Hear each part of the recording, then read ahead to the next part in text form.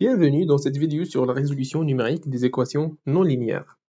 Les équations non linéaires sont un domaine de la mathématique qui peut être difficile à comprendre et encore plus difficile à résoudre.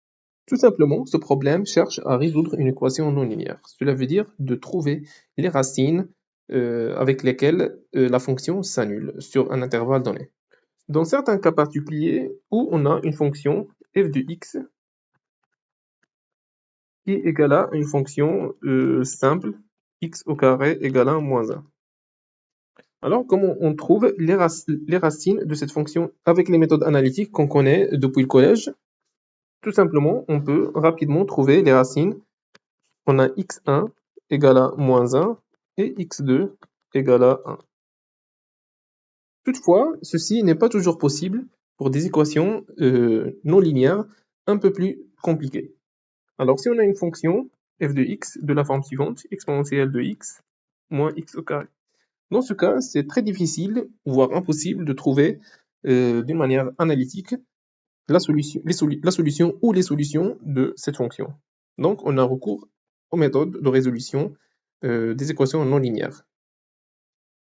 Alors, pour faire, il y a généralement deux étapes qu'il faut suivre. La première étape, elle consiste à encadrer la solution de la fonction f de x quand elle s'annule en trouvant un intervalle i qui est égal à a, b. Donc notre solution, en fait, elle appartient à cet intervalle i, d'une manière très grossière. Et ceci est vérifié, en fait, en trouvant l'équation suivante. F de a fois f de b qui est inférieur à 0. Ceci permet au moins d'identifier grossièrement où se trouve la solution. L'étape 2,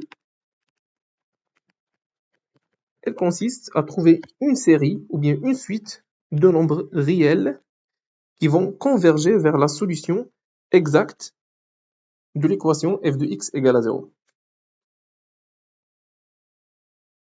De ce fait, il y a différentes méthodes qu'on va aborder dans les prochaines vidéos sur les méthodes de résolution des équations non linéaires. Alors la première, c'est la bisection et la méthode de Lagrange. Ils diffèrent uniquement sur la manière avec laquelle on va diviser l'intervalle AB à chaque fois durant les itérations. Et la deuxième méthode, c'est la méthode de la séquente. Et finalement, on a la méthode des points fixes.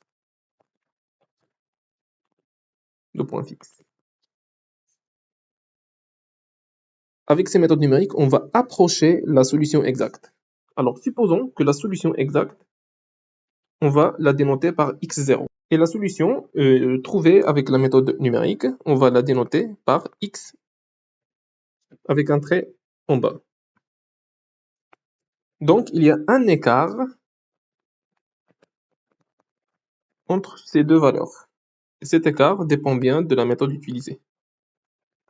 Et dépend également du coefficient de tolérance qu'on va appliquer pour terminer en fait le processus itératif.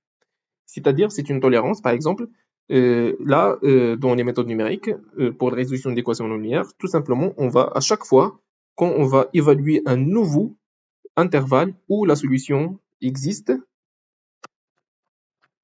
on va dénoter ça comme une suite d'intervalles ik. Si bk moins ak est inférieur à un seuil, par exemple epsilon, qui peut être égal à par exemple à 0,01, donc on va s'arrêter et on va dire que la solution de notre équation non linéaire se situe dans ce très petit intervalle AKBK. Et on peut bien estimer cette valeur en écrivant tout simplement x égale à AK plus BK sur 2. On verra ceci en détail dans chaque méthode. Donc finalement, pour ne rien manquer de nos prochaines vidéos, n'oubliez pas de vous abonner à notre chaîne.